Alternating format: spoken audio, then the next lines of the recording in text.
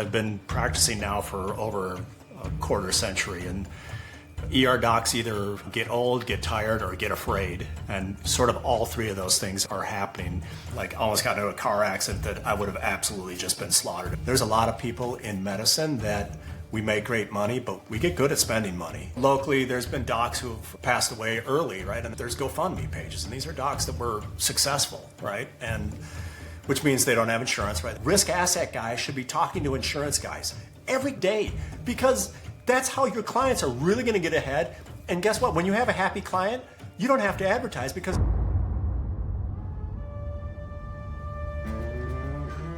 Alrighty, hey, welcome back to Remnant Finance. I got a special guest here. I've got the good doctor, Mr. Paul.mchale. Paul, welcome to the podcast. Thanks, Hans. It's good to be here. Good to see you in person again. It's been a few months. Yeah, we met last time at the Factum event, Kyle Fuller's Factum Financial, where you are doing life insurance with them. Yep. And so we met at the Business Owners Mastermind there. We had this great vision of you and David Zapata, who was on a couple weeks ago, and Brian, all just kind of doing a big joint episode. And obviously with our foreign entanglements right now, and our soldier out there, Brian, is on the front lines, and so that's not possible, but I'm glad we get to talk. Yeah, I do look forward to that. Now that it's been delayed, and because Brian's overseas, I almost feel like we have to do it now in person and do kind of one of those, multi-camera shoots with four of us sitting in leather chairs, some form of a very good bourbon in the middle of the table, and go 4 hours live. Not quite as long as you and Rohit's podcast, but perhaps nearly as long. Ro and I have had some monsters actually at that Scottsdale event. So this would be at this point probably 7-8 months ago. Yeah, about that. Our boy Josh Rose came over to the Airbnb, and we kind of set that up where we had we were initially just all going to be on our laptops. Like, if we do it in different rooms, we're not hearing each other, and so we can all be there. But we had we spent an hour troubleshooting. And so the more we tried to troubleshoot and the more bourbon we drank, it got harder and harder to fix our tech issue. So eventually we just sat in front of the fireplace with one single camera. So I'm sure the quality on that was pretty low, but we had a good conversation there. Josh, another fellow fact. Josh is a great guy. Such a good soul to him. Yeah. Well, okay. So you are a physician. So you are approaching whole life and how we position this asset from the perspective of an active practicing physician and active life insurance agent. Can you give us a little background before you got into life insurance? Let's just take early Paul. Where are you from? Where'd you go to med school? Which I understand is all over the place typically, right? You guys kind of bounce around, but what's your background in medicine? And we'll go pre-insurance to start. Fantastic. Grew up in Minnesota. Unfortunately, I'm a long-suffering Vikings fan, so once you put that cross on, it's on the back, probably for the rest of my life. I don't think my daughter kids me do you think they'll ever win a Super Bowl? I'm like, no, probably not. I'll die. So grew up in Minnesota, and then went to college in San Diego, your neck of the woods, the beautiful University of San Diego. I was I guess once a Torero, always a Torero, but it's like the Marines, right? Yeah. Yeah.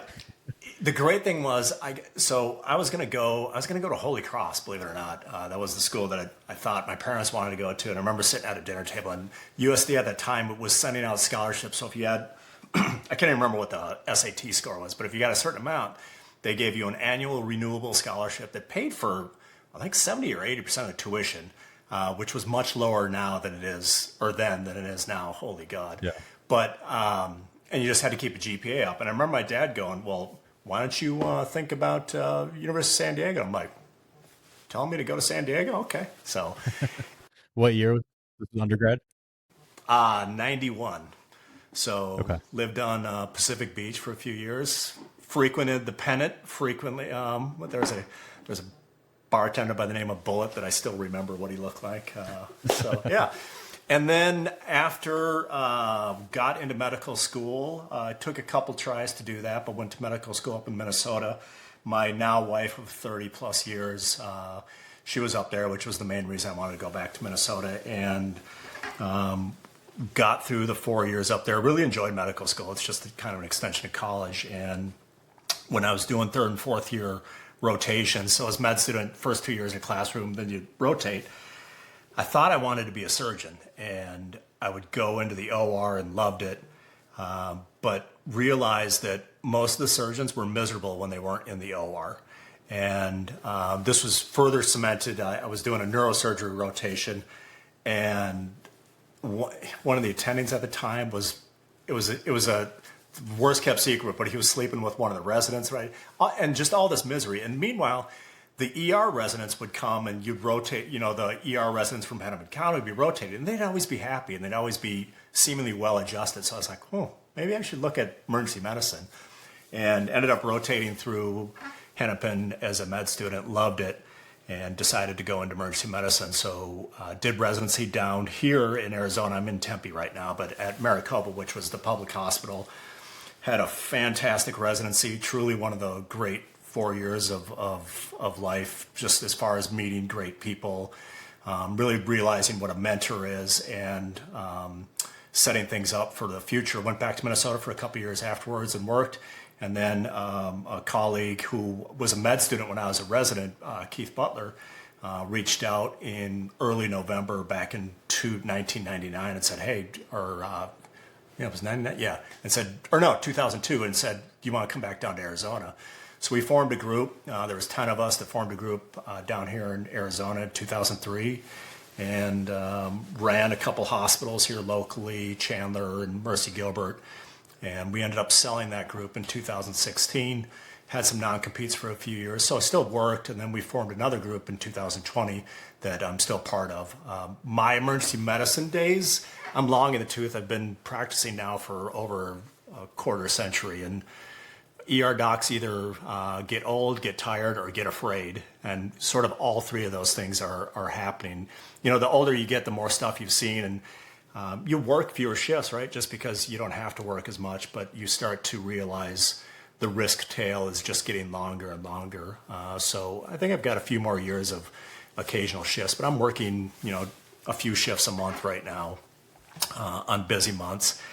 And somewhere after we had that sale in 2015, I've got, we started looking at, right, you get a chunk of money in your pocket and you try and figure out how is that going to look for your future.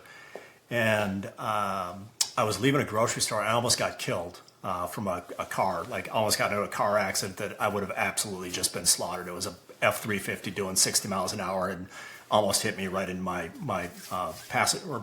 door. And I got home and I was spooked. And my wife and I, we just started kind of renovating our forever home. I have 3 kiddos. My oldest daughter has special needs, so we kind of wanted to develop a home that was really comfortable for if she lives with us the rest of her life, that you don't feel like, right, you want to have places that you can feel like you're, alone and everything like that. And kind of so we were building that house. And I got home after having that accident and going, holy God, I almost just got, wiped out, and realized I had some life insurance, but not enough. And I don't even remember how, but I went down the rabbit hole of permanent insurance, and was somehow, God knows how fortunate, but reached it was some of Patrick Donahoe's stuff, and reached out to them. They put me in charge with Wade Borth. Wade was doing some co-work with them, and Wade ended up being my agent, bought a big permanent insurance policy, and used it, abused it like hell the first few years, like took massive loans off it. Got to the end of the year, I'm like, oh, how am I going to make this premium payment? Right, all those things. I don't want to say I was good with money, because I wasn't. But being a physician, you get a lot of income, right? So the great thing about emergency medicine is that you can make as much as you want every month. You just got to decide how much you want to work. And that's one of the fantastic things, but also one of the drawbacks of the job is that you can get on that treadmill and start running pretty quick, and pretty soon, the treadmill's pegged and you got to keep up at that pace. And we were into that a little bit, but over a few years started attending some of Factum's events and started getting a little bit more knowledge and religion about really how to place this policy and use it. and started doing a little bit of talking. Like I was their lunch. While people were eating chicken lunch at those Factum events, I would go up there and talk about how I use my policy.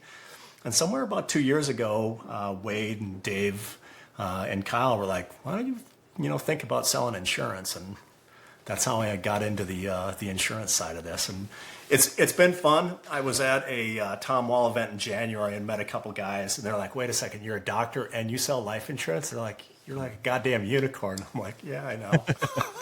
That's awesome. All right.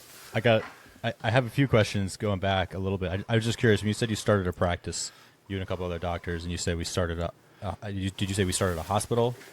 A group. No, so group. Okay. In emergency medicine, you are typically, you can either be an employee, right? And you can be an employee of a mega group, like Team Health and Vision. You can be an employee of the hospital. Back in the early 2000s, was more popular than it is now, but you would have independent groups that would contract with the hospital to provide the ER doctors, right? So we formed that group, and I've been so dang lucky in my career that I have somehow stumbled into being around people that enjoy being around me, but are willing to say, hey, we're starting this business opportunity up, come join us. And guys by the name of Keith and Brian Tiffany, and a couple other guys sort of formed this group. I didn't know what that, I was completely clueless. And Keith's one of these guys that when he was a med student, he was already doing his MBA, had a few kids, he's one of these brains that just gets bigger and bigger. But so we formed a group, got the contract, which it was Chandler at that time was a really small hospital, but it was in growing. Chandler, Arizona was one of the fastest growing areas for 10 years straight in the U.S. It was like the number 2 city as far as growth, and it's Intel, a lot of fabrication plants and everything. So great place to both build a hospital, grow a hospital, and be in an ER group. So right place, right time, right people, and we grew it into a really big, fantastic practice. Eventually had 27 partners, and everything runs its course, and 27 partners, 27 doctors, 27 opinions. After a while, there was kumbaya moments, and there was those difficult moments. So that's why we ended up kind of selling in that 2015 timeframe. So you're learning. So you basically go to a hospital and make your pitch and say, "Here's what we can do with our contract." And is this kind of like, I mean, you haven't gone to business school or ran a business, ran a business as a business owner side of things. So is this kind of that's just on the job training as you're like, I'm an ER doctor who also has to figure out accounting and employee management. How is that? Yeah, and happily, that's where you surround yourself with people who know that, right? And guys like Keith. Keith is that guy that can actually do it, could do a spreadsheet, a P&L, prospectus, right? And create all that. I'm the guy that sat there and is able to shake hands with the CEO, make a connection with the CEO, and say, look, I'm going to be the med director in the emergency department. I love working with people. I love working with nurses. I love creating teams, right? That's my sort of strength, is to create that team atmosphere where, patients are going to get good care. The nursing staff we're going to love up on each other, right? Support each other. And we did some really, I'm so proud of the time we had at Chandler. We did some crazy innovative stuff, which nowadays is very common in ERs, but go back 20 years, we were one of the first groups. I think we might have been the first group to actually put patients not in a regular stretcher, but, into a chair where, look, you're going to sit in a chair for 5 minutes. I'm going to come and see you, but you don't. And then we might even spin you back to an internal waiting room, because a lot of times the ERs deal with capacity issues, right? You have 40 people in the waiting room. You've got 20 beds in back, and those 20 beds, that process is anywhere from 60 minutes to sometimes 4 or 5 hours to get seen, evaluated, CAT scans, labs, all that stuff back. And meanwhile, you got these 40 sitting out here. So we kind of created a system where you could filter in most of these 40, and most of them don't need to be in a stretcher. They can be in a chair. They can be in a little room with curtains in between, right? But you've got all these HIPAA concerns and everything like that. So we did some really innovative stuff. We had great hospital leadership. I see in medicine today, there's so much burnout stress, and there's complaints, and there's kind of physicians versus C-suite. And I've been really, really lucky where the hospital administrators that I have had in my career, Dave Culverts, Tim Brickers, Jane, I mean, we've just had some great hospital leaders that understand, you got to work with people, you have to work with your what you have for a structure for a facility, and allow people to kind of strategically move things around. So it's a long answer, but we would when you do an RFP for a hospital, you kind of put together, hey, this is your group, this is who we are, these are our strengths. And then it's really a sales job of they're looking at you across the table and saying, do we trust you to actually deliver what you're saying you're going to deliver? And they kind of just give you like, when the contract, all right, we shake hands, we're going to do this. And then they're like, all right, you guys get these offices, and these are like, this is the process that you run here. I'm so unfamiliar with the hospital. Yeah, they say, so really, usually hospitals don't have space for an office. I mean, you might get a couple offices for an administrative person, right? And maybe a medical director.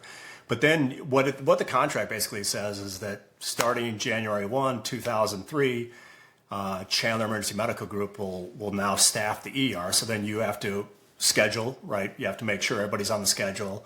You have to make sure if someone calls off on the schedule that you've got a replacement on the schedule, right? And then you have to, you develop relationships. Emergency medicines are kind of that center spoke of a hospital, right? So patients are coming in. You've got specialists that you have to call to get consults on. Specialists are sending their patients in. And it's really, there's 5 different entrances into an emergency department. You have to be able to control, people coming in, what people need, what they don't need, if they're there, is the hospital full and you're holding patients, all this stuff. So really it becomes a logistics problem more than anything else. It's just that the logistics affect the patients, right? So you always have to balance, how you do that. But ultimately an ER contract is you looking at the hospital. Usually typically most contracts, it's not like the hospital is paying you to be there, because then as an ER group, you independently bill patients, right? So when you go into the ER, you'll get like a hospital bill for the facility charge. You'll get a bill if you got a CAT scan. You'll get a bill from the radiologist for reading your CAT scan. And then you get a bill from the ER docs for seeing you. So you usually will get like 3 different bills. So we obviously would be able to control that bill. That was much easier to do when we started our group in 2003 to get hooked up with the insurance companies.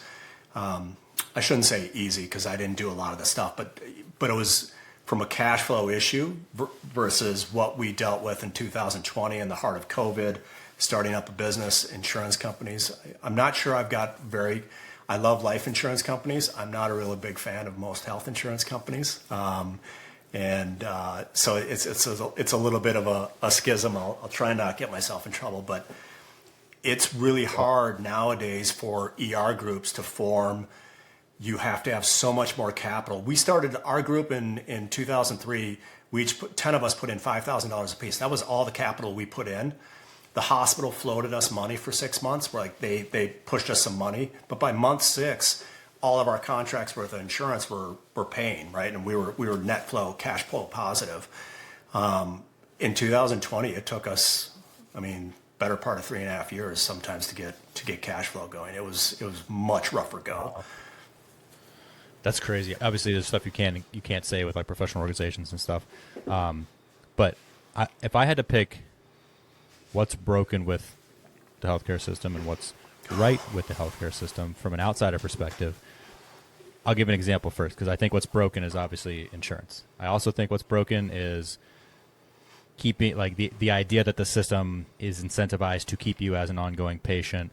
The influence of pharmaceutical companies, obviously Brian and I's connection with the COVID fight with the military. I lost all faith in the institution of medicine. But at the same time, on the strength side, obviously the ER element of it is exactly what we want. And so we are, as a family, we're very much like your diet and exercise are your healthcare plan, right? We don't really do anything with the medical industry at all. Except for my younger daughter has been to the ER twice, and when she fell on a stair, hit her head really hard, was kind of out of it for a while, and then started throwing up. So we took her in for concussion, and We were we were probably there for 4 hours or so, most of it waiting at Rady's Children up the road here. And it was our second visit to Rady's because she had spent 12 hours in the ER and the OR getting like 30 stitches in her eyebrow about 6 months prior. But we opted out of the scans and everything, the X-rays and all that, or whatever, the MRIs. Yeah, CT. CT, yeah, and the reason we did that was because, one, we didn't really feel it was necessary. Like, there was none of the indications that anything was wrong besides a concussion, none of the serious bleeding or anything like that. And I was actually very pleasantly surprised because the ER doc came in, and even though we spent about 3 minutes with him total, he was like very comfort or in a surprising way for me. He was like, we could do this CT scan, but here's the risks. Yeah. We used to just pump these things out without, it's like, yeah, just do it over and over. Yeah. But now we're looking at some of the risks here, and like we're pumping a 2-year-old, or in this case, like an 18-month-old, full of very, very high level of radiation just to see if this very low likelihood event. It's like if it happens and we catch it, yep, it's very worth it. But the likelihood, in my estimation, is very low. I don't think that there's a very low chance that she actually has this, something we'd be looking for here. And so we're kind of taking on a risk here by pumping her full of radiation. And he's like, honestly, I kind of don't really think it's necessary, but it's your call. I'm not going to question you either way. And after going through COVID with my career, and every single doctor just being like absolutely unqualified to make a decision on if someone needs a COVID shot, because no one needed a COVID shot because they weren't tested, right? Like, I feel very strongly about that. Right. And I lost any credibility for anyone that pushed that. Or any respect for people that push that, because I was like, I know you don't know if this is safe or not. You're telling me it's safe and effective, but I know because the company that created it said it was never tested. You're asking if I want to opt into the ongoing human trials right now, and I don't, but you're telling me it's safe and effective without that data existing, right? So on that side of it, I was very used to just these aggressive confrontations. And at the same time, like going through with pediatrics with our first daughter in Cambridge, it was like, the pediatric visit was like, okay, let's weigh the pros and cons of abortion, and then let's talk about which vaccines we need on day 1 of life. And I'm like, what are you talking about? Like, this is not healthcare. Like, this is not. I don't ascribe to any of this. So we have nothing to do with pediatricians for either of our girls. We have no overlap with the medical industry, except for in that case with the ER. It was like, that's exactly what I need right now, or what she needs is to get this evaluation. And the candid conversation where it was like, I don't think it's worth the risk, but it's up to you. I was like, whoa. That's medicine. Like, that's what it should be. And so that is what I think. I think ER and emergency medicine is exactly the role of the medical system. The pharmaceutical, just create lifelong customers element of it, besides, outside of the ER, I have a lot of issues with, and I also have a lot of issues with the insurance, because we're sitting in the room, the ER doc comes in for his 3 or 4 minute visit, and the guy wheels the cart by and was like, all right, can you sign this for your bill? It's $8,000. And I was like, you gave her apple juice and like a graham cracker or saltines or whatever. Yeah. We were here for about 4 hours, but we saw the ER doc for 3 minutes. And I was like, well, we don't have insurance. We're cash payers. And he's like, oh, okay, let me knock off $2,000. I was like, what?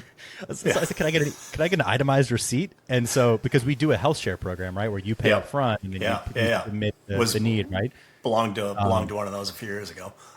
Yeah. So that's what we do, because most everything we do, again, is we just manage it ourselves, but we have that for extreme situations. And so I was like, okay, well, I just need an itemized receipt. And he's like, you're going to have to call the office in LA in 2 weeks to get the itemized receipt. I'm like, well, what's on the screen right there? And he said, well, this is just like our ER level care. And so I do this process 2-3 weeks later, and they're like, yeah, we'll send you the itemized receipt. And it was just ER level 2. I'm like, what is ER level 2? What am I paying for? The $6,000 after I got the discount for being a cash payer. So like that whole thing, it's just so reinforcing of like the insurance system has broken the medical model in a lot of aspects. There's just no transparency. There's no.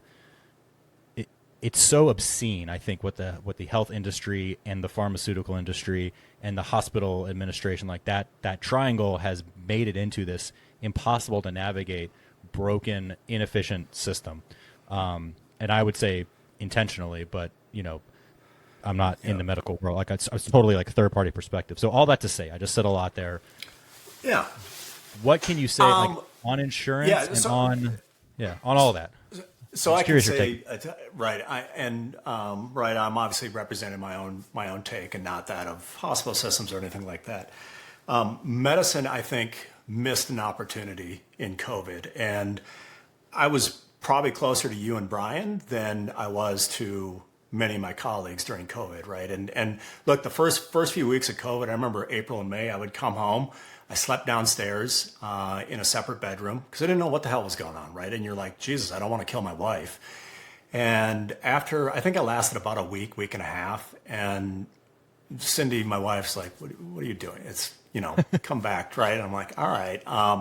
But I still continued to like basically strip at the door, go in, take a shower. And I think, I wish our government, Fauci, and everyone would have said, we don't know what the hell this is. We're going to learn new shit every week. And guess what? We might change our mind in the same day 3 times. And it's just based on the latest data. And if they would have just said that, then it gives you grace to do the 180, right? Because they did so many goddamn 180s in those initial few months that at that point in time, anyone with a sane look is going, these guys don't know what they're doing. And but they kept kind of pumping themselves like, no, now we know for sure, right? And it led to, I think, a poor response. It led to overprotecting, right? Because look, in the initial waves of COVID, you ask ER doctors, and we knew who was coming in and dying, right? And there was different ways, right? There was, and I've now since forgotten the name of the different ways, but that initial early wave was a lot of kind of either unhealthy, morbidly obese patients. And then there was a wave that fall that was a lot of elderly. Like I held a lot of hands of like 90-year-olds that are not going home, right? I have 2 giant issues with the House of Medicine, and I hope to God at some point in time it gets talked about and it gets so it never happens again. The most hospital systems did not allow family members to come in with their dying person, right? And I argued with our hospital system to the point at some point I was like, all right, I probably have argued as much as I should. After all, I represent our group. It's a contract group, right? But look, if you've been married to someone for 30 years, do you really think anyone gives that person doesn't give a shit that they're putting themselves at risk? They want to be in the ICU holding the hand of their spouse, right? Or their child, right? The fact that hospital system said, no, we're going to protect you. It's wrong on so many levels. And it's been one of the things that I've not seen any sort of uproar from. And I've never understood that because a lot of people died alone and a lot of people never had, funeral. I mean, just all these things where we really separated people when we should be saying, go be with them. That really bothers me about COVID. The other thing that bothers me is that internally, I think a lot of us physicians forgot we were scientists. And as a scientist, no matter what side of the party you sit on, and I could give 2 shits, like I'm very apolitical. I haven't watched the news in 4 or 5 years. It's useless to me. It's a waste of time. But no matter what side, you should be a scientist, which means you should be able to look at what the data is and then look and see what are you seeing in your own personal practice.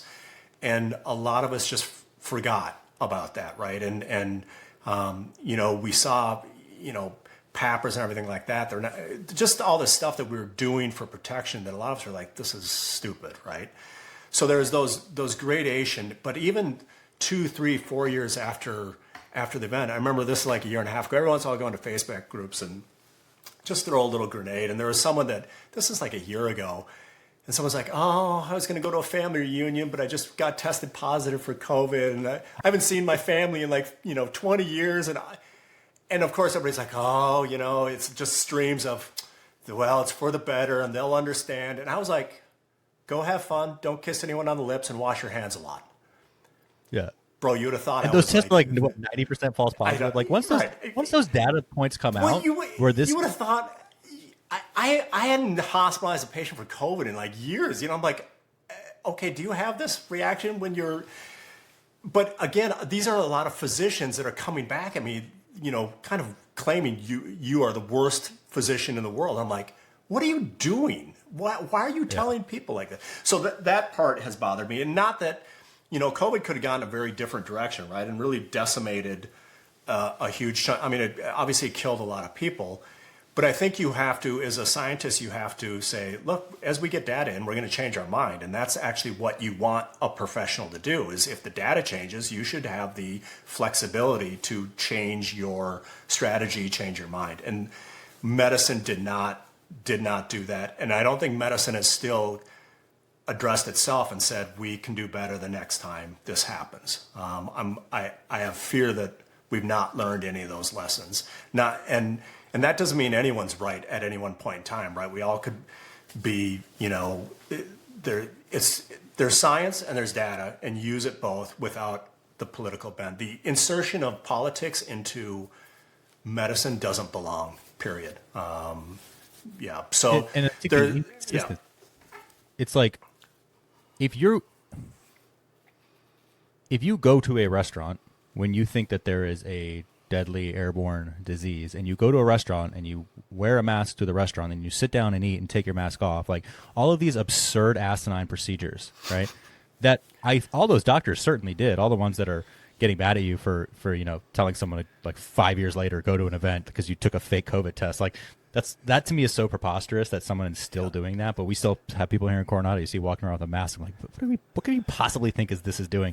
But like, those same doctors, I guarantee during COVID, at a certain point, maybe not in the first month, but 6 months in, when we're all playing this stupid charade, they're still going to restaurants. If you don't go to a restaurant ever, you don't go to Vaughn's, to the grocery store, under any conditions, if you think this is a deadly airborne pathogen that is like, that requires this level of response, you don't leave your house. And so the fact that it's like, you see them on, like on TV, and it's like, all right, let's start the press conference. Oh wait, everybody get your mask on. It's like, you're wearing a bandana. Like, this is so stupid. And so I think that they overplayed the control element of it so much that it's like me personally, I was the guy in the store, like, I'm never going to wear a mask and I'm not going to leave the store. And you don't get to say, like, because I was so angry that people are doing this. I'm like, we don't need to pretend like we're all LARPing here. This is like, this is absurd. And so I think it's like now there's nothing, I don't think that you could,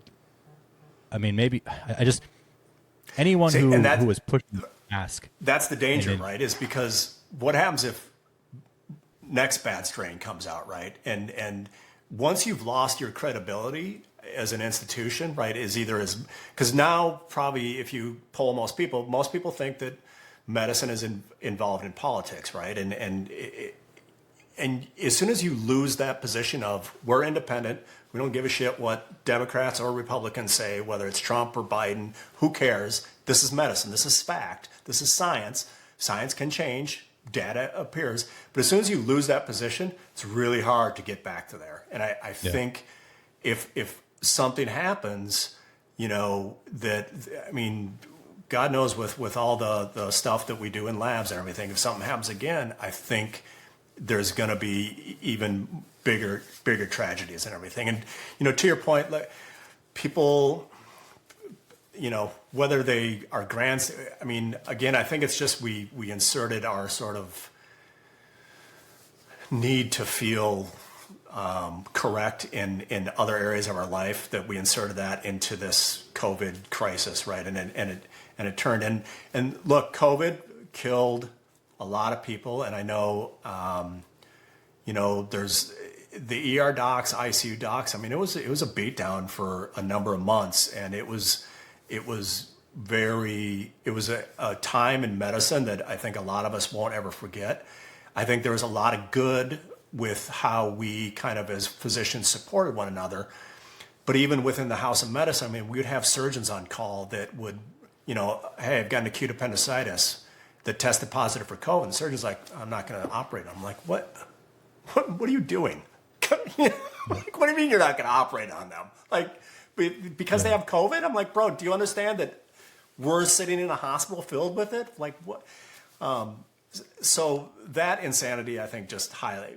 What's the old saying where, you get money and it just amplifies who you are as a person? I think disease and tragedies and everything amplify your natural response as a human, and everyone has their good and bad. I hope before the next event hits that somehow we've kind of figured out within medicine to both regain trust back of the society as a whole, but also within our own field to be, because you could not even have discussions. Like if you tried to have a discussion with the doc about, hey, look, I'm not a big fan of boosters. Like our hospital system, we were required to get the first 2 shots, and then after that it became optional. After I got the first shot willingly, I was like, because this is early on, right? And you're seeing a lot of people come in and die. I mean, it was very strange. You would see, I remember the very first COVID patient I ever saw, it was a guy who was like 45, and the medics called and they're like, yeah, his SATs are like 70%. Normally someone with a SAT of 70%, they're struggling for air, right? They're scrambling. What's a SAT? They look like hell. Oxygen saturation, right? Right. So, usually once you get below 90%, you get to sort of 50% very quickly, right? And you literally 10 seconds can make the difference between you coding, and so it's a very time sensitive thing. So normally when EMS is bringing someone in, they call ahead and say, hey, the oxygen saturation is 70%. We're getting ready to intubate, right? You got 5 people in the room. You're gonna, paralyze them, put them on a vent, put a breathing tube in them, all these things. And I remember this guy like cruising down. He was in the stretcher and his legs were crossed. And there's an old saying, like if a patient ever comes in with their feet crossed, they ain't that sick, because it's kind of a position, right? Fred, if you ever listen to this, that's a hat tip to you. He was the guy I did residency with. He goes, I'm going to do a study in the trauma bay. Anyone with their legs crossed is never sick. And I think he's almost always correct. But this guy came in that way, and I'm like, bullshit, he's not 70% SAT. And you hook him up, and I'm like, oh my God, he really is 70% SAT. Where these people were hypoxic, and it was so weird because it was not driving the usual hypoxic response, where you'd be like, that is so weird. And obviously, it was such a weird disease, and it just changed. I mean, it did change the people that it was affecting. So when I say, some of these things that I think we did wrong, it's not to minimize, because I know a lot of people lost loved ones and everything, but we could have done better. I will agree. We absolutely could have and should have done better. And what angers me is that we're not having those real discussions as far as what do we do next time, right? Because there was a segment of medicine that was very much like, what the hell are we doing? And they were, you didn't poke your head out too often, and we have a fairly open, we've got a great relationships.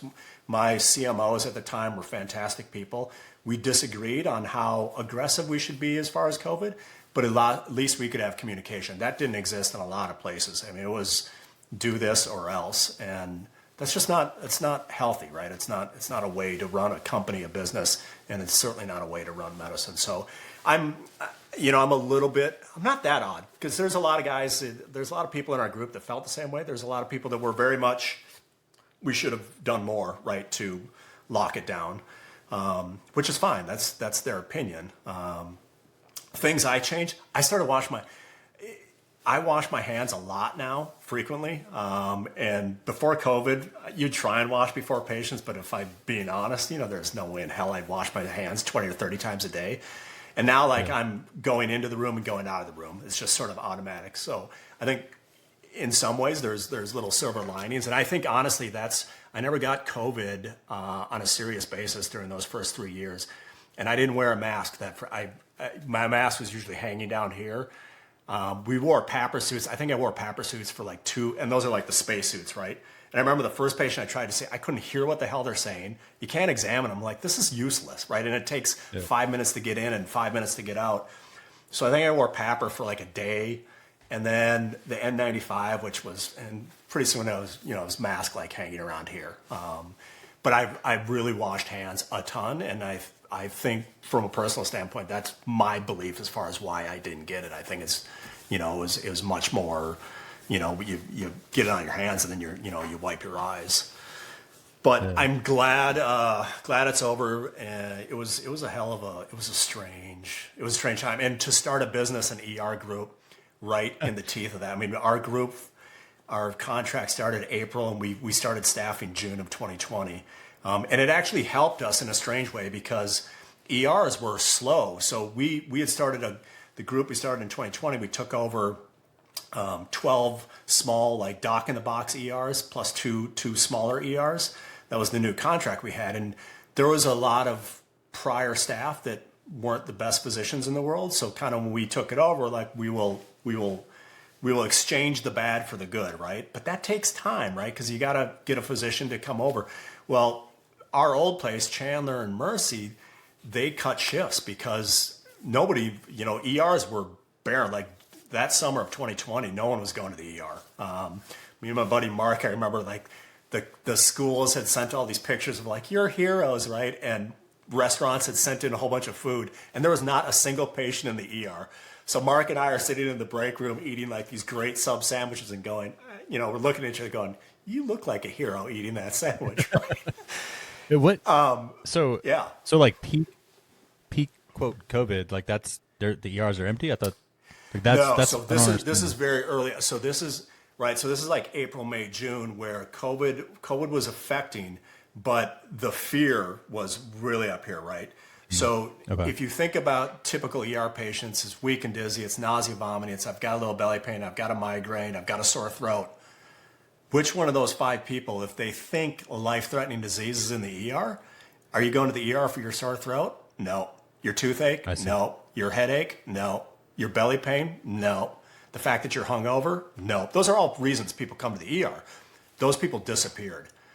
Eventually they came back, and then there was the waves of COVID where there was a lot of COVID patients, right? So, but there was this weird window where ER volumes just plummeted. So you had to cut staffing, right? Because these are companies, right? And you're like, all right, if I'm paying for 5 doctors and I really only need 2, we're hemorrhaging money. And then at that point, they're like, is all business going away?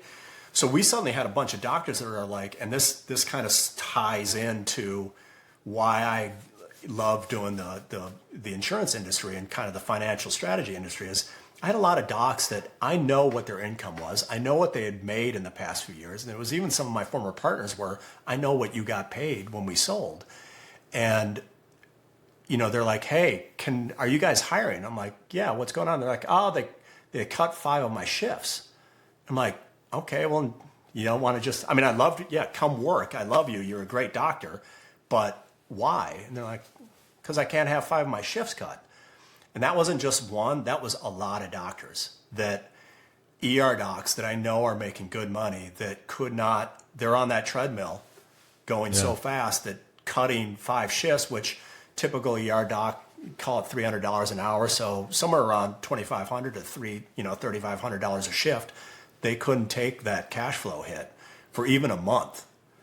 Wow. And that's when I started to kind of really start thinking about, and I think it planted the seed of, there's a lot of people in medicine that we make great money, but we get good at spending money, and you get good at, your lifestyle will come up to meet your salary. And I love the whole idea of insurance, and I love the whole idea of creating a foundational asset that gives you some stability where it kind of, to borrow Rose's word, corpus. I've used that word so many goddamn times since listening to your podcast.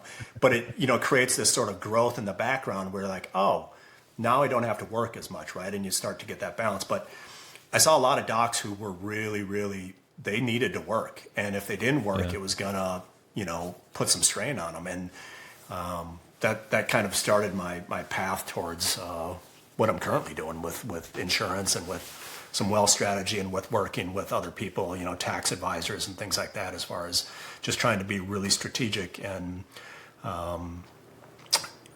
what's the best way, just have clarity as far as what you're doing with your money and kind of figuring out those plans to actually make it work for you and give you the career position where you're working because you want to, because it provides a good income for your family, but you're not dependent on it. And if something happens where you can't work for 3 or 4 or 5 months, who cares? All right, so I'm not working for 3 or 4 or 5 months. Yeah. And the physician should be able to do that, but I fear that probably the vast majority can't. And that's interesting. Well, it's more, I guess it's validating of the idea that no matter what your field is, like you can go through your entire, no one goes through more schooling than a doctor, right? So education wise on paper, y'all are the most educated by length of time spent in school, number of degrees, number of different places you've studied. Like, I can't imagine there's anybody with more education experience, and you can go through that whole pipeline and learn nothing about money. And the problem with the industry at large is that it is the idea of outsourcing. So of course we always talk about stop being a passenger, right? You're not supposed to be a passenger just along for the ride in your family's financial journey. As a father, you're supposed to be the CFO. You're driving the ship. You're in the driver's seat, and we want to have someone in the passenger seat that understands where we're going, how to get there, what turns to make, what to expect coming up, almost like like driver's ed or something, but like a GPS, whatever analogy you want to use. But at the end of the day, we as fathers need to be in charge and steering this ship or driving the car, right? But if you go the conventional route, you might think you're doing a great job in hiring a financial planner and doing that route, and you might admit that I don't have time to learn about investment strategies and asset allocation and rebalancing, and so I'm just going to outsource this. And the problem is if you go that well, we always talk about conventional route, or as Joe Withrow calls Retirement Inc. You can be doing great things for your future and end up in the situation where you can't shave 5 shifts off because you don't have the cash flow, Liquidity. You don't have the reserve, you don't have that safety buffer. You might have the most, like your 401k might be popping, but if you followed that, whether it's the Dave Ramsey, the white coat investor, like the kind of swimming in jeans, wealth building as I call it, or financial checkers, it's like you might have a large retirement portfolio. Your portfolio is going to be great, but in the meantime, you're in that situation where millions of dollars are flowing in every year or every couple of years, and you're not corralling any of it because even what is diligently saved and or invested for the future is not accessible or liquidable, accessible or liquid. And so that, the fact that a doctor making that kind of money consistently cannot afford to miss a few shifts each month, like you're living on the edge there. And someone making $50,000, a teacher with a good savings habit it might be in a better situation to withstand something like that than a doctor making a couple of million a year. And something that Kyle and David and you guys at Factum always talk about is what matters more than the structure of your policy is your own habits, your own discipline, like the person behind the policy who actually, like your understanding, your discipline, and your utilization of the tool matters more than the tool itself. And I think that's on the extreme end of the spectrum, that doctor that can't miss 5 shifts. Like that's a perfect, like that just ties the ribbon on that whole concept. And I don't even think it's that extreme. I mean, I honestly think it is.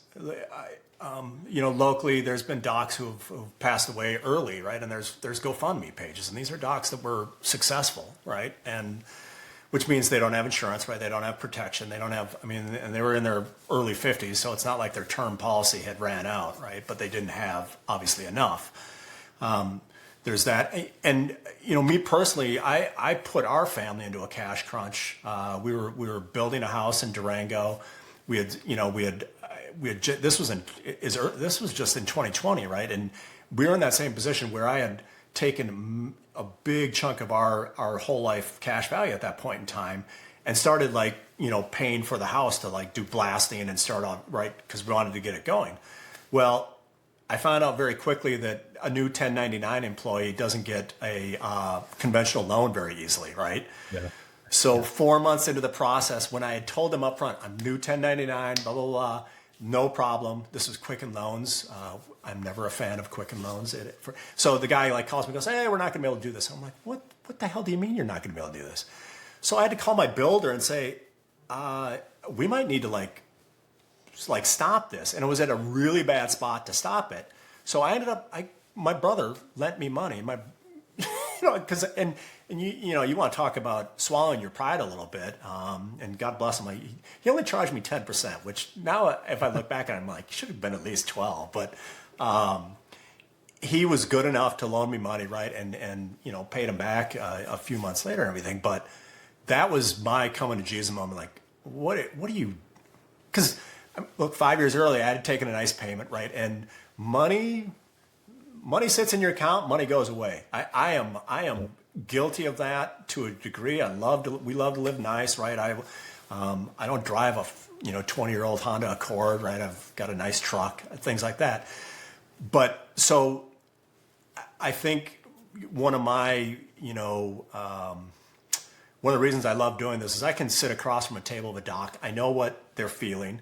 I know what pressures they have. I know the utter bullshit of societal, implications that they think they have to be perfect. We've had several tragic cases here in the Valley that have made national news in the past year.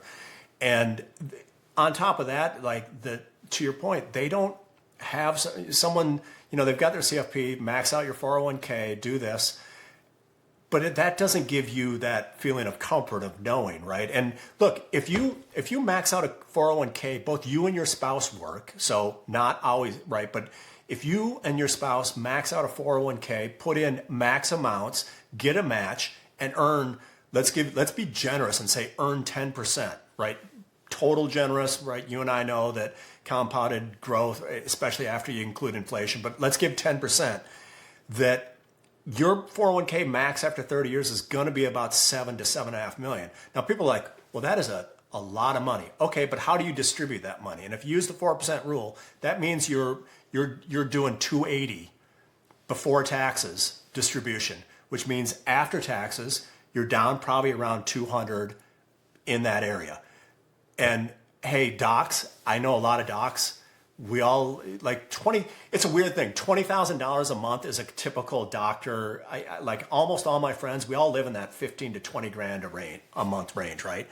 And you want to go into retirement and be like short money, not be right. And our, inflation's going up, cost of everything is going up, cost of the stuff that bothers us when we get old, which means healthcare and all those other things, that is all going up much faster than rates of inflation.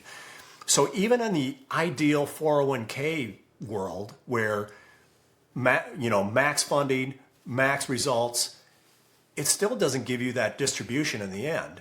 And the whole science, I'm doing my RICP just because there's that whole science of distribution which has been sort of forgotten in the Dave Ramsey's, Susie Orman's, and even the CNBC. CNBC should be such a much better channel than it is. Instead of all this crap on stocks, do stocks for an hour in the day, in the morning, and an hour at night. But then everything in between should be like great education, right? This alternative investments. This is what a true 401k is. This is what liquidity is. These are the important things.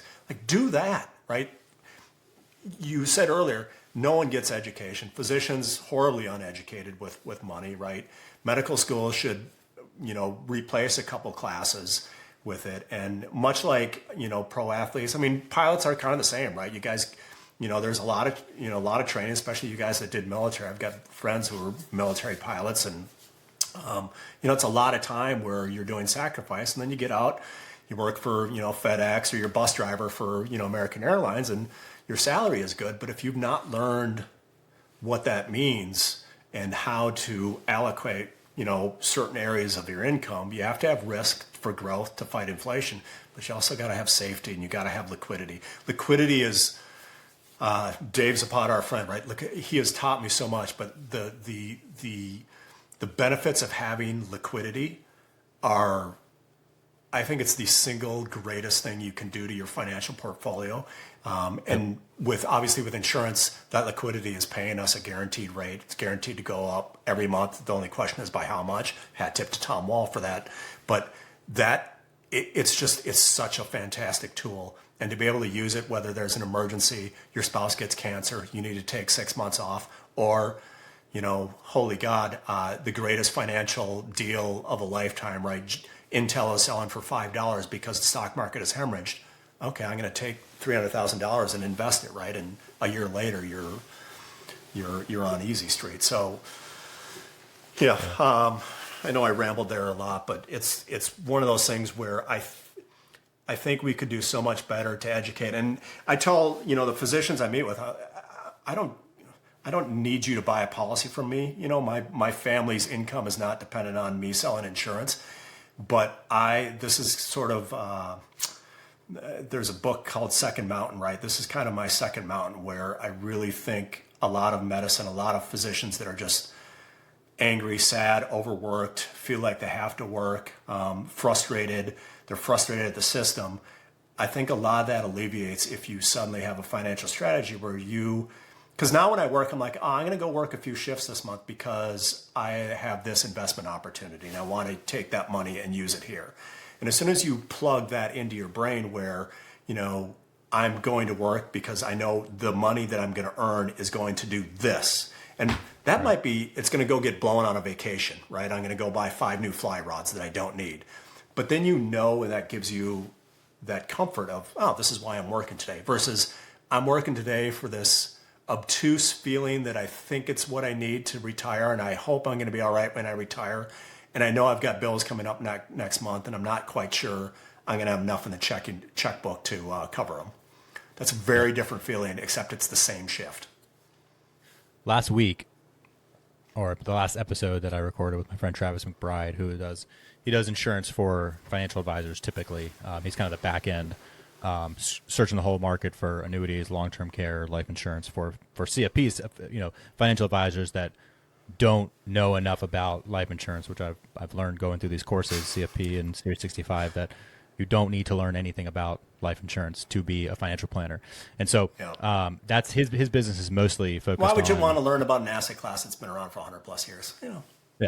Yeah. When I definitely have a point on that next. But what we talked about last week was sequence of return risks and the value of having some guarantee. Typically, I think 20 to 30% of your kind of retirement corpus, you could call it, being in fixed and guarantees. And so he pulled up a calculator where, obviously, like we hammer average rate of return. It's a useless concept. To say that you max out your 401k for 30 years and you have $7.5 million, that's on an assumption that it only ever gets 10%, right? So of course we know in reality, and both spouses are maxing, right? Right. In reality, when you actually sequence that through actual market returns, up and down, that number might be more like 4. It depends on the year. Correct. But what we did was we put in an average rate of return, right? A 30-year snippet of the market, average rate of return, said here, this particular one ended up with $2.2 million. Cool. Yeah. Well, if we flip it, you end up with like 1.1, almost in half. Yeah. Same average rate of return, right? But this was the cool thing. Like that we're in the business of beating dead horses here, but that one we really have beat to death is the average rate of return. So that wasn't a surprise to me. But the cool thing was this website that he was on, you could take the same 30-year snippets and hit shuffle and see, not reverse. I've seen it reversed, but this was the shuffle. Yeah. So Monte Carlo. And so he just like click, and we're watching it, and he's like, okay, here's one. This money is exhausted in 12 years at the same 4% safe withdrawal rate. This money, if you do click it again, $2.2 million. And so it's like, if you have an option of running out of money 12 years into retirement or having $2.2 million 30 years into retirement, and with the exact same data points, you could find yourself anywhere in between. That's scary. That's not comfort. That's not retirement. And if that's what, I mean, that is the gold standard of what they're working for. And to the point of, the asset that's been around for a long time, the more I've, especially working with Roe and being exposed to some high net worth clients, I'll be doing a podcast soon with someone who works at effectively like high net worth insurance for high net worth, ultra high net worth, really, families. Okay. And when we have this conversation, my mind, I bring it back to IBC, I bring it back to policy loans, living benefits, the power of this asset, right? But he kept bringing it back to liquidity, and he's like, Hans, these guys aren't taking policy loans to fund this and arbitrage with, like, it's not about rate of return. Like this, you cannot have a conversation about financial strategy with ultra high net worth, in my experience so far, which is limited, where life insurance doesn't come up, because it is the liquidity key. Because we're always thinking about the future, or they're almost never talking about rate of return as a primary metric of making a decision. It's always, what is the safety? What is the guaranteed? What's the risk and the downside, and how if we hedge that? And the liquidity of the life insurance event, it's like we spend, if I have a client call on IBC, someone who wants to get a properly structured IBC policy, that's our bread and butter. I love that. We talk almost 95% of the time about the living benefits in that conversation. We map out human life value. We're going to bridge the gap with convertible term, but let's focus on premium and let's talk about premium mechanics, right?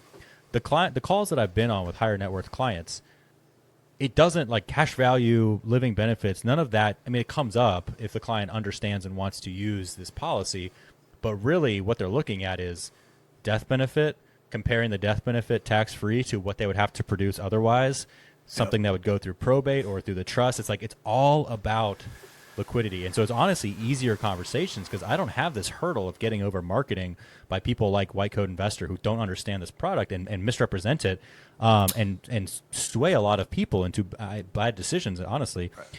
I don't have that hurdle with high net worth individuals that I talk to because it's, yeah, of course we use whole life. What else would we use to create guaranteed liquidity at the point when liquidity is most needed? When you need it. So yeah, it's like it's changed how I frame these conversations a lot of time because I'm not like arguing about the value of IBC for you. It's like this is a contract. It's 150, 200 years old. It's black and white. It performs as the contract dictates and contract law enforces this. Tax-free guarantee. It's like, this is an asset. This is not your investment. This is just an asset that's a foundational asset. And if you're having a conversation with a financial planner who's not intimately familiar with the role of cash value and the role of whole life within liquidity settings, and state and future planning, you're having a checkers discussion. And that's terrible, honestly.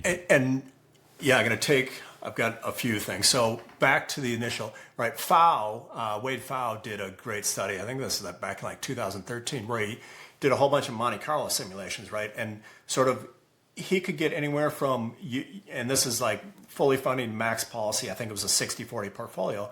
And you would get from, at the end of 30 years, anywhere from, 2.5 times your annual salary to 30 times, right? And everything in between, which means it's random, right? You don't know what it's going to act at. So then, CFPs and people who poo-poo whole life insurance, they say, what do they always say? Well, the return sucks, right? It's a horrible investment. I'm like, okay, let's sit with that. None of us are calling it. The only people calling insurance an investment are people that you should run away from. In our industry, the jackasses that are doing that, they deserve all the hate they get, right? Because I think it is, the guys on TikTok selling that stuff, whatever. That's not the majority of the industry. That's not the industry that I know. All the people that we know, nobody's selling it like that. But for that CFP that says, okay, well, what do you do with your clients when they hit 55? Are they 100% in equities? Oh, no. We've ratcheted them down into bonds. Okay, what's bond return? Well, anywhere from 2 to 4%, depending on the year and everything. All right, what's volatility in bonds? Well, they're there for volatility buffer. Okay, but what is the true volatility in bonds? Bonds lose money every 6 to 6.5 years, and the standard deviation on a bond, you might get a 4 or 5% return, but the standard deviation is about 4 to 5%. Which means, 60% of the time, right, you're at 0 to 10%, but then another 30% of the time, you're losing money. So, okay, so now you're telling your clients to not only mix stocks with something, but mix stocks with a bond that has volatility. So versus, here's a product that gives you bond-like returns, right? It's going to match the sort of 20-year Moody, bond average on a long-term basis, but has almost no volatility, almost zero volatility, right? Because the way insurance companies hold bonds to maturity and everything. So if you're a professional advisor, why the hell don't you know this? And why don't you go, hey, let's use this non-volatile thing to actually match up? And now the true blessing of compound, right? The old stat is Warren Buffett's made, I think, 80% of his money in the last decade, right? And that's because he's on the steep part of the compounding curve. The very moment where, you can make 15, 20% in your 401k the first 10 years, and you still don't have shit because you don't have that much money in there, right? 20% return on $10,000 401k, I'm 28 years old, invested, made you $2,000. Great. That's a rounding error when we get into our 50s and 60s. It's when you're 50 or 60 and you've got several $1 million in there that having a 20% return, well, now you just kicked yourself several $100,000. But what do? Most of the time, you've curtailed the amount of volatile risk-based assets from 100%. You're down to 50%, which means you've cut off the compounding curve just when it gets good. Again, using whole life insurance, you can now keep all your risk assets in risk. And, oh, by the way, if the market's down for 3 years, 2000, 2001, 2002, great. I'm just going to go to my whole life insurance and live off that and let all my stocks rebound. And then, oh, by the way, I'm going to take money from this and buy some shit that it's on sale. You can't BTFD. I'll keep my language, you can't be TFD if you don't have money, right? And people with 401ks, they usually don't have excess money sitting in their checkbook. So when the market is hemorrhaging, the reason why people freak out is because they're like, I've lost money and I can't buy any more extra because I don't have the cash to, and I can't put more money into the 401k. So there's just so much benefits that's not talked about with these professionals. And I'm so stoked for you guys to move to where you're doing with Remnant, to turn it into that agency where you actually can give financial advice, right? And can do, actual strategy that is meaningful, where you're able to actually combine the two schools. Because that's just like the House of Medicine created the schism where people don't talk to one another. Guess what? Risk asset guys should be talking to insurance guys every goddamn day, because that's how your clients are really going to get ahead. And guess what? When you have a happy client, you don't have to advertise, because they're going to tell 10 people how good you are. Yep. I actually had a call recently with a CFP, and it's not uncommon that a client says, hey, can you explain what we're trying to do with my CFP? I tried. He doesn't really get it. And most of the time, it's kind of deer in the headlights, like, policy loan, what are you talking about? And it's like kind of, I treat it like a day one conversation, an intro call with someone. I had one recently where the guy's like, oh yeah, I have whole life, and he's like, I don't use like IBC as a strategy, but I have whole life and I borrow against it. I understand. So it was a very good, I was like, oh, that's refreshing. But the thing is, if I'm, right now I'll say, if I were a CFP, if I were a financial advisor with a client, what I would want to do is I would want to know who's your whole life guy. And I want to keep tabs on what is your liquidity, what is your cash value reserve, because, hey, I'm the one monitoring this portfolio. I don't want to take us off the hockey stick of exponential growth like that. I just laugh at this conversation where it's like, let's sit down, Mr. and Mrs. Client, and look at the compound interest, the magic of compound interest. Let's look at Warren Buffett's curve. Like, here's Warren Buffett's wealth. See, at 65, like you said, he only had about 20% of his current net worth. Look what's happened since then. This is the magic of compound interest. This is what we should do. And I say, okay, well, what's the next conversation? Okay, when you turn 65, the age we just said Warren Buffett had 20% of his net worth. When you turn 65, we're just going to flatline it right there, because now you need to live off of it. And you can't subject it to market risk. And so what I would say, if I'm the financial advisor, hey, I got a client who's 65. He's 20% away. If he does what Warren Buffett does, he's 20% of his way towards, obviously he's not going to have Buffett money, but relative to what he has now, if he lives another 20, 30 years, hopefully he's at a small percentage of what this portfolio could grow to. So I want to make sure we take as little off of this as we, take the minimum that we need to. How many, hey, the market's not looking good this year. I don't feel comfortable as the financial advisor, as the asset advisor.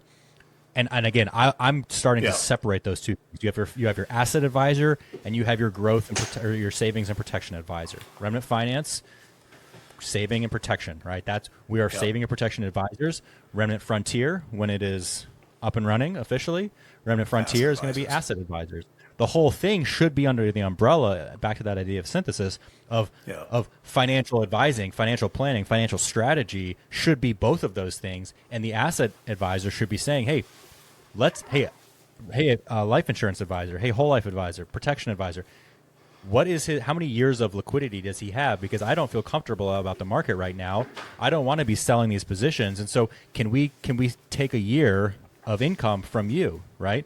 Can you, on the whole life side, can you advise taking a year of income here? And that way we don't interrupt this. That should be the conversation. It should be a very fluid back and forth conversation. And when Remnant Frontier is active, that's the conversations we want to have. Yep. Our clients, I want to say, these are two separate, for compliance sake, these are two separate entities. Yep. But when we are taking on a client for assets, like asset management, what I want to say, my first question is going to be, what is your whole life? What whole life do you have? What is your savings? What is your cash flow discipline? What's your floor, right?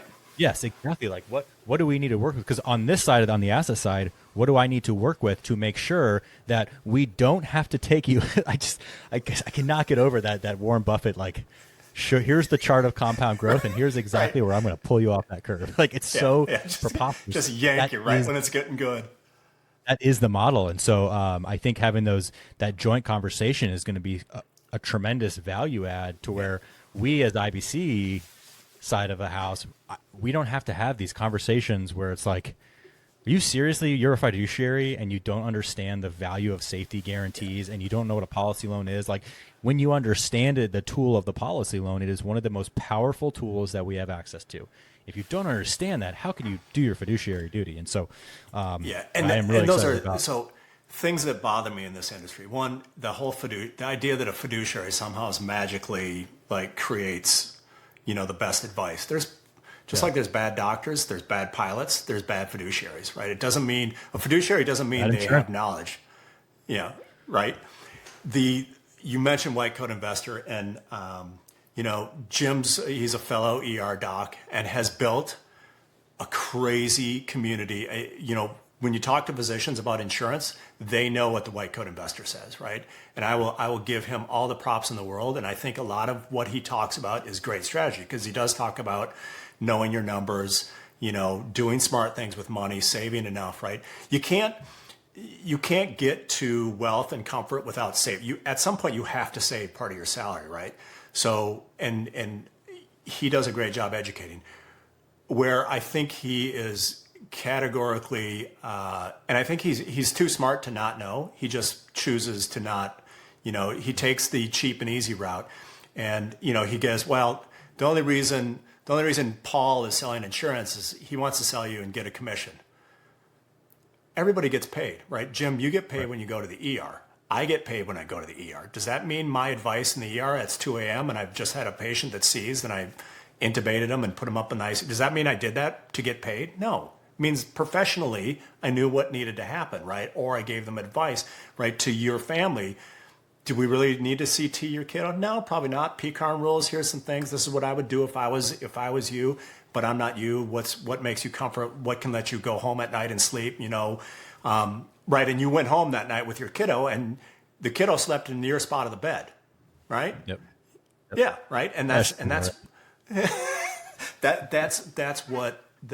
But that doesn't. The fact that someone gets paid doesn't discount their advice, and the attacks that I see on white coat investor they're based on an all-base premium policy, which have a role in insurance, right? There's estate planning, there's reasons to have an all-base policy, but you don't pull out an all-base policy and then spread that as the reason why whole life insurance is a horrible investment and give 40 myths. It's a post that's been going for 10 years and he keeps updating it. And there's so many logical fallacies in it that part of me is I want to say disappointed, and it brings back to that conversation of COVID. We're like, it's okay for you to not like insurance, but don't misrepresent insurance, right?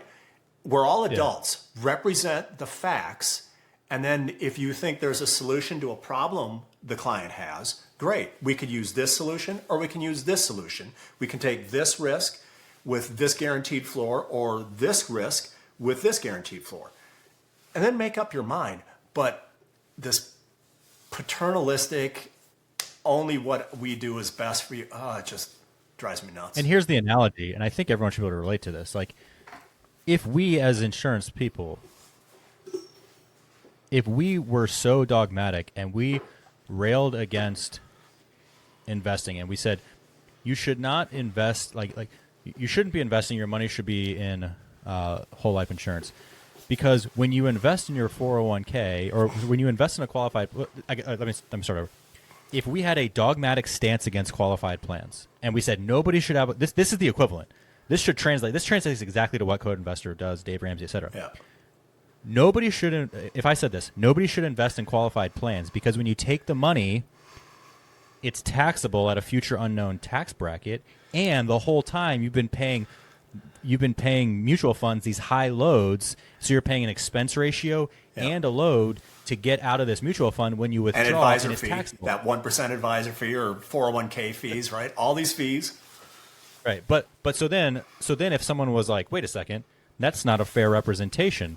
Yes, you could get a traditional IRA and you could stuff it full of Dave Ramsey high load mutual funds. You could do that, but what I'm doing is I got a Roth IRA, so I'm not taxed on the distributions, and I got VTSAX, I got low cost index funds, right? So people would have a very valid critique of that dogmatic stance against qualified plans if we took that, and they would say, okay, sure, you could structure this with high load fee, with high loads, high fees, and taxable distributions down the road. But with the way that I'm doing it is non-taxable distributions down the road. That's a Roth IRA or Roth 401k, and I'm doing it in low-cost index funds. So I have a 0.5% or a 0.05% expense ratio, not the 1% high-load mutual fund. Right. So therefore, you're taking this worst case scenario and painting it with a broad brush and giving people blanket advice to not get in qualified plans. And I think that would be very bad advice if we dogmatically hammer. Now, conceptually we hammer qualified plans. Just the idea you're tying up your money. That not that they're not important, but this is not the first place money goes in my system. But like that is the equivalent. And so when you're presented with new information, well, hey, just heads up there, Remnant Finance. You can get tax-free distributions in retirement, and you can get very low fees on these index funds if you do it this way. So you should revise this stance that you have and not give people blanket advice to not invest in qualified plans. That's very reasonable, and I should take that as feedback. If that's what I'm talking about, qualified plans, I should okay. I should caveat that at a minimum, but really I should take that post down because this is very much not representative of what people are actually doing, right? And so in the same vein, when you're presented with information like, hey, when this policy is structured, this advisor is only getting you're saying he's getting 100% of this commission, but really it's on like 20% of the premium the way this is structured. And also you have when you break down the value of this strategy, new information like Bayesian updating, you should say, okay, I'm taking in new information. I need to revise my prior assumptions. And so that post should come down because it's categorically wrong in a lot of its assumptions, and also it's taking the worst possible straw man for what we're doing in the same. It's as preposterous of a position as me saying all qualified plans are taxable and they're all high load mutual funds. Like they're all using 2.5% mutual funds. And the bastardization of data, right? I mean, he loves to repeat the fact of 88% of whole life permanent policies are turned in. Well, that doesn't there's a study that includes a lot of universal, but that also includes over the lifetime. And if you look at the SOFA and LIMRA data, it's actually whole life insurance has the lowest annual cancel rate. It's like I think right around 3%. It's been a while since I've looked at that study versus term, which is 6 or 7%, right? So let's look at the numbers. And a lot of those permanent insurance got turned in, or they've 1035'd it into an annuity when they're 70, right? So it's take data. You don't need to bastardize data. Just take the data, and if you have a point, make your point. Use your data to back up, and this is why you think your strategy. That's fantastic. That's what professionals should do. And it's just one of those where look, a lot of term insurance sales go on this thing. I love going into Facebook, and I love poking every once in a while. I'll just poke the bear a little bit and respond to someone. And again, to me, it's there's a lot of smart people in the world, and we all can take information in and understand it. Guys like you, guys like me, will spend a little bit more time talking about permanent insurance because we really think that it is a fantastic asset in your portfolio. It makes your risk assets perform better. It makes you be able to take care of opportunities or take opportunities in a much more strategic manner. The other thing that I don't know, I just saw this on the news. I think Kitts has put this out on his LinkedIn post that ETF, there's going to be platform fees now for ETFs. So the big houses are now charging platform fees for trading ETFs, right? And which I'm surprised it's taken this long for them to recapture some of that money, right? Because the swing is now, I mean, it's crazy how much has gone into ETFs.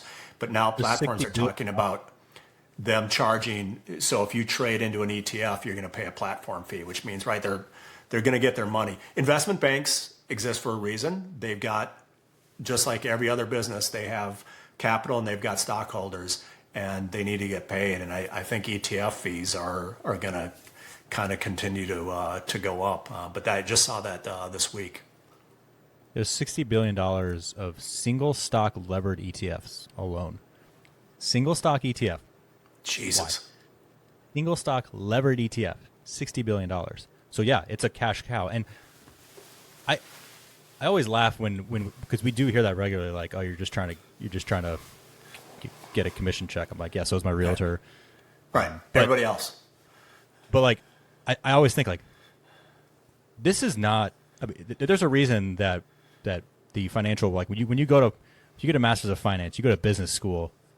No one's clamoring to get into whole life insurance. I promise you that. And no one's like, oh, the money in whole life is so good. I have like I'm going to do extra schooling to get into whole life insurance. Like I promise you, no one's saying that. What everyone wants to do is assets under management. And now, kind of working through like.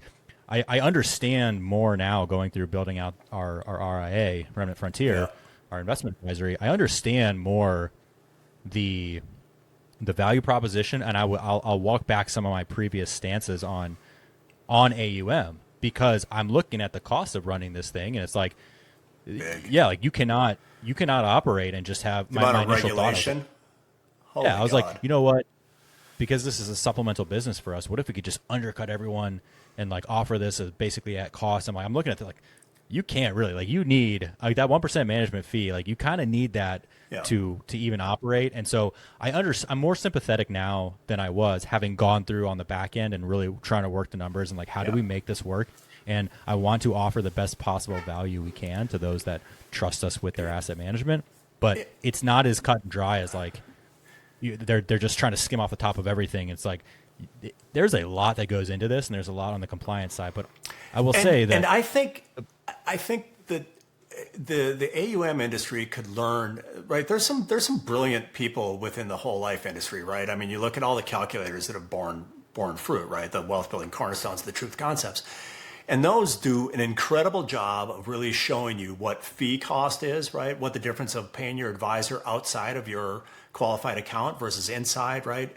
Doing those things can make a massive impact 20 or 30 years down the road. And why advisors aren't seeing that benefit to their clients and to themselves, it puzzles me. I always, to me, I'm always look, the more people, the merrier, because the pie is just going to get bigger. There's a lot of people out there that you teach them some financial strategies. That means more money is going to flow into your AUM.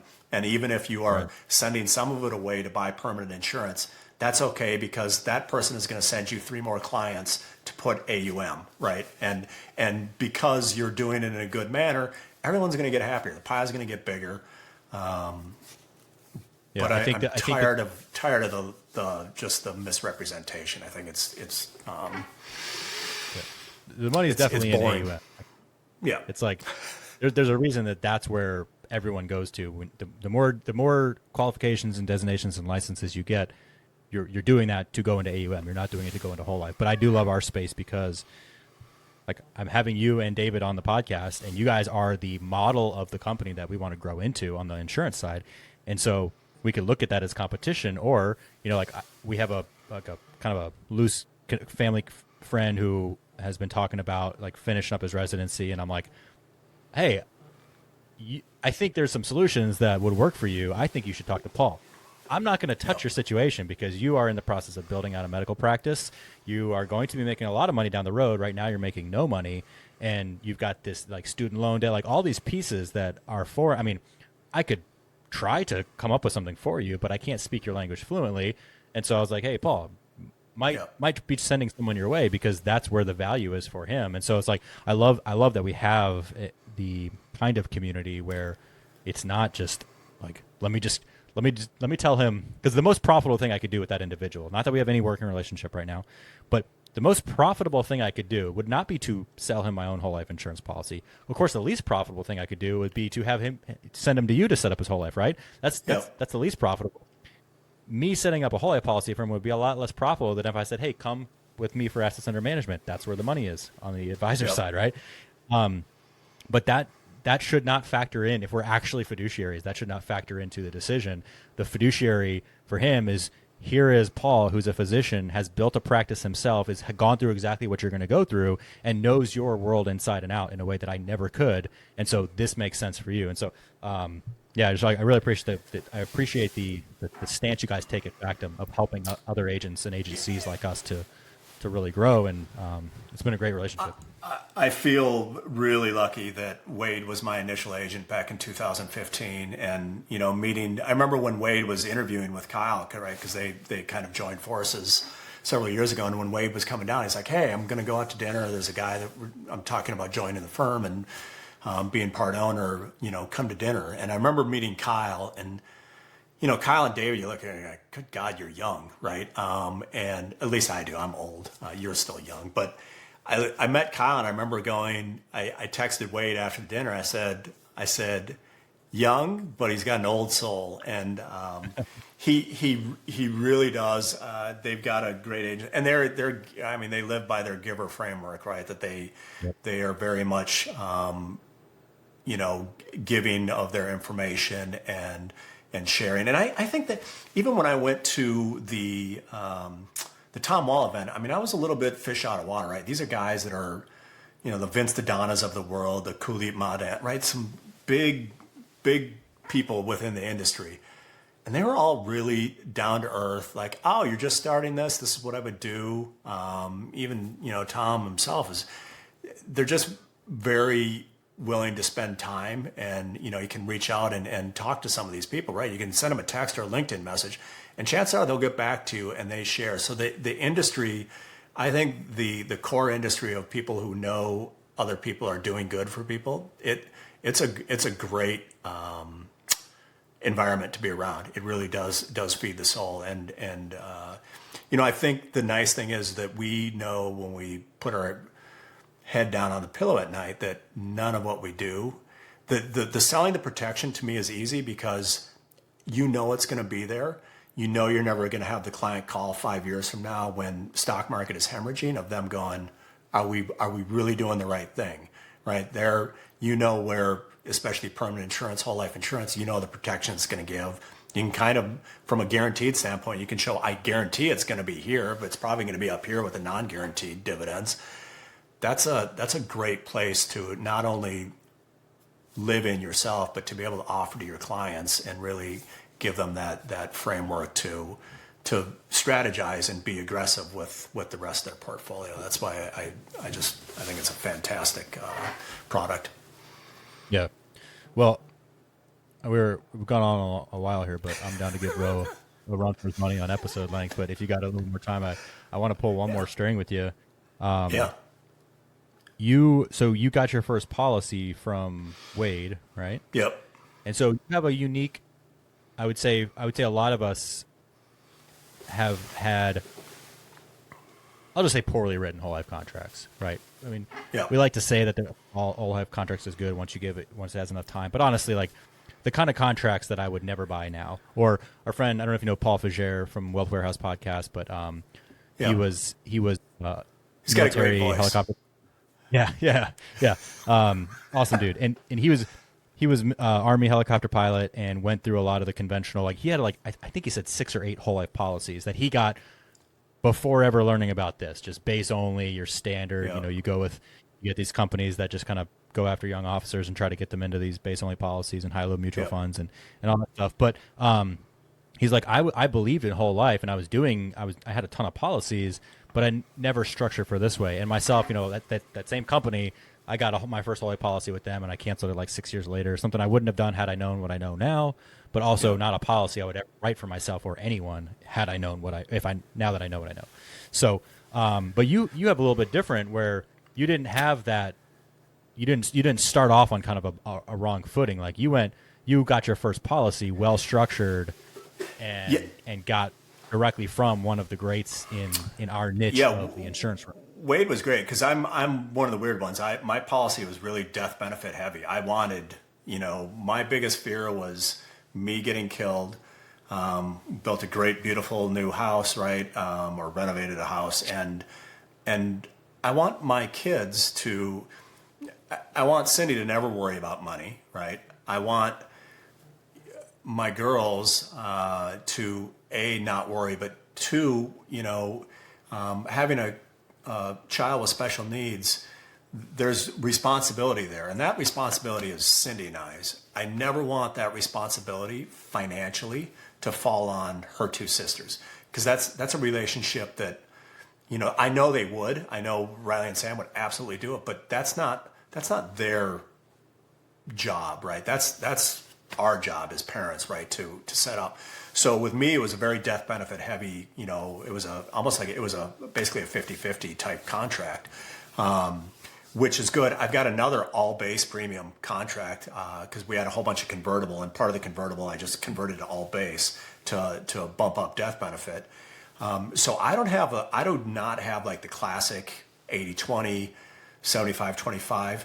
The 1090 policies, I always tell people, look, 11 years from now, you're going to wish you had another policy. So let's make it a 25-75 policy, and that gives you that ability to go on for life. But the way, I feel fortunate that Wade knew, even though I thought I knew, I looking back on it, I didn't know what the hell I was doing. But Wade understood you want insurance and you kind of are intrigued by this whole life. And it's a big enough policy where you will have cash value available. We put a big first, did an initial large premium on year one, which gave us a lot of cash value to use. So we've been really lucky. I've been lucky about that. And, to your point, I see utility. I'm one of the weird ones. Like David always like slaps me around a little bit. He goes, you talk about, death and the death benefit too much. Sometimes I see a lot of utility in the death benefit. I'm very much that sort of legacy. That's just where I fall on.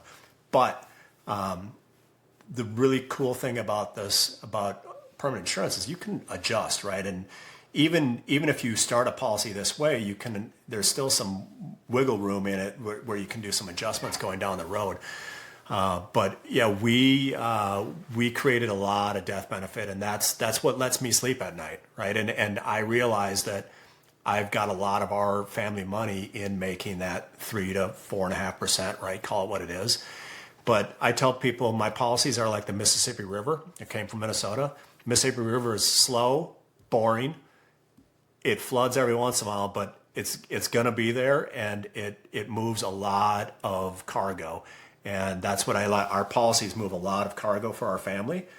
They're just not exciting, but that's the joy. And it has let us do a lot of real estate, short-term rentals, right? I'm buying an RV park currently. Really let us spin and do some stuff that is, we bought a wholesale house, renovated it, right, which we're turning into a rental. So it's let us do a lot of strategies, and then, it gives you those other rabbit holes of tax that you go down to, right? I'm really great friends with our tax guys. They're fantastic out of Tom Wheelwright shop. And, you start just learning all these other strategies where you're like, holy God, these make such an impact. And if I had known this 25 years ago, then I might have like a big estate tax problem.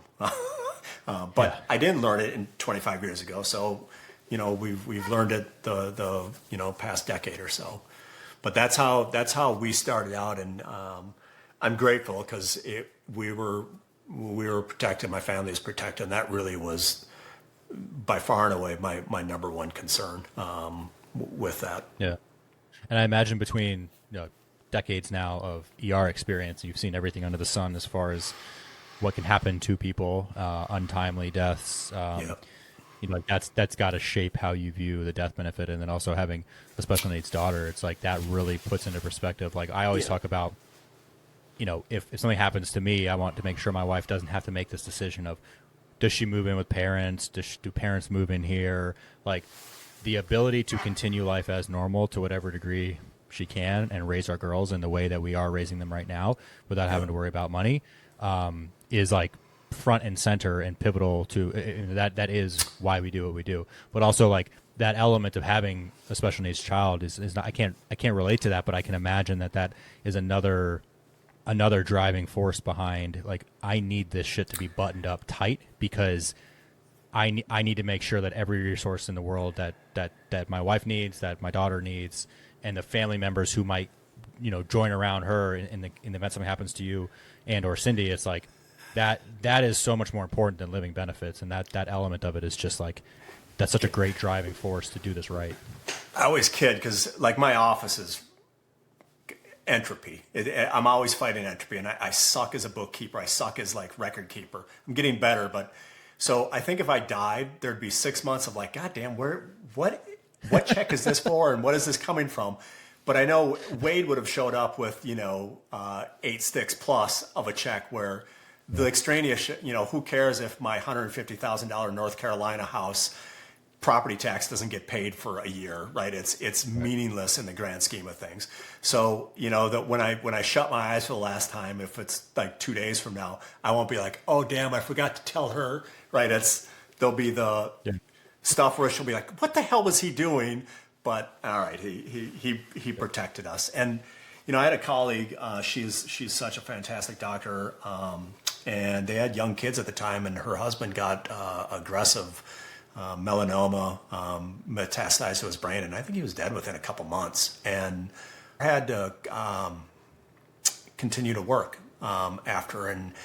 And I think there's I don't think she knows how much that we just looked at her in awe with being a single mom, right, and dealing with that tragedy, how quick it happened. But I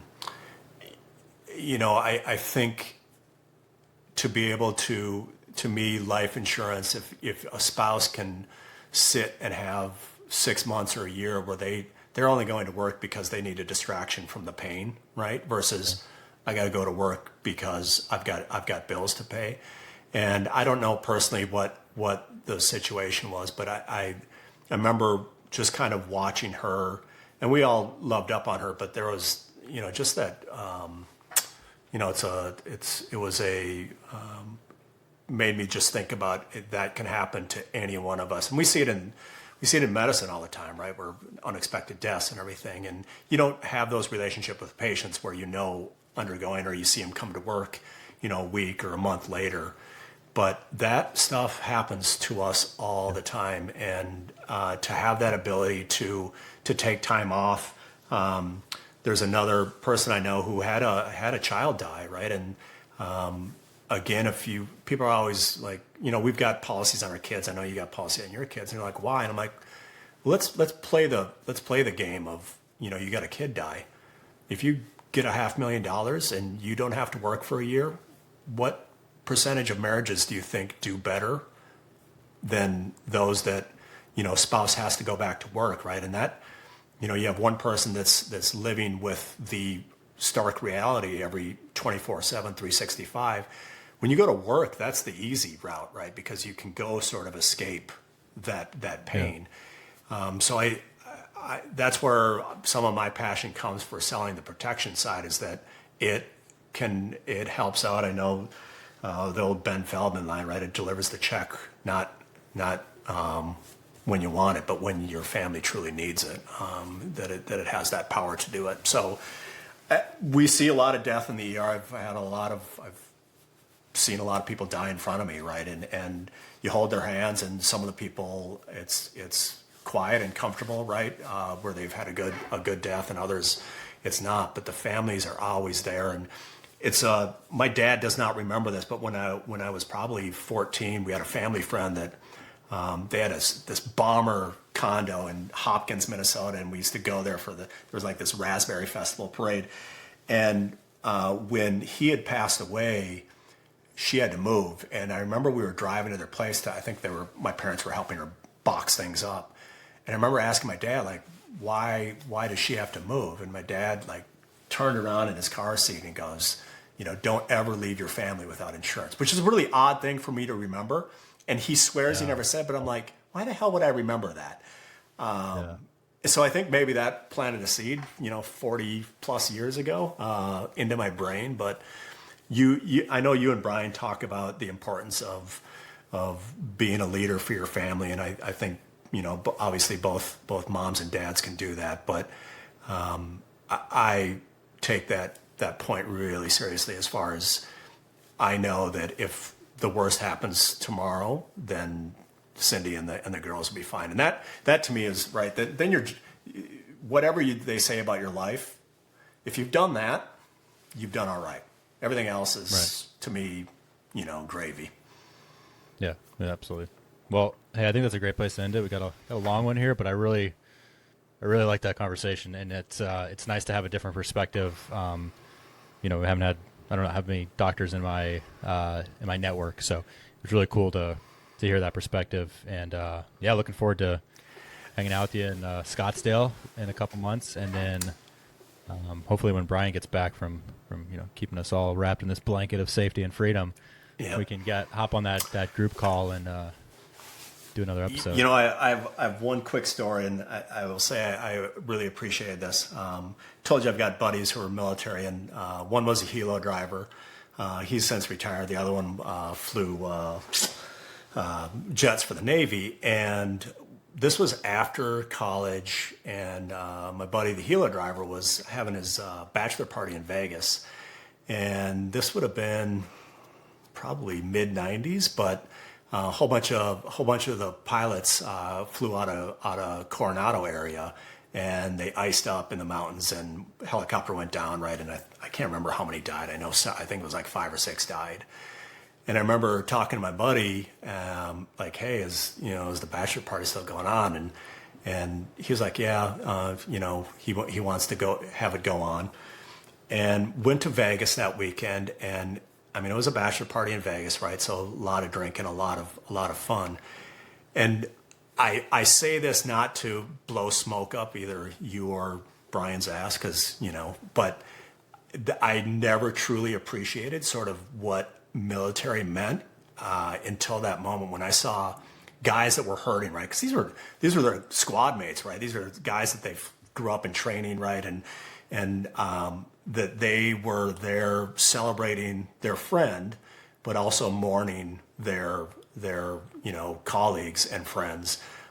So Brian, if you are listening to this, we do appreciate it, and obviously the service that you guys have done for our country. It's makes idiots like me very appreciative of you. But it's really been a fun hour plus time, and I think we may have beat Rose podcast, which now I'm happy for. Yeah, we'll see. Yeah, well, thanks again for coming on, and yeah, that was awesome. I got nothing to. I'm wondering if that might have been my squadron, because there was an aircraft that iced in the mountains and crashed, and I think it was the Catalina Mountains or whatever. That was. That might have been my because I remember I have a patch somewhere with the aircraft side number that went down.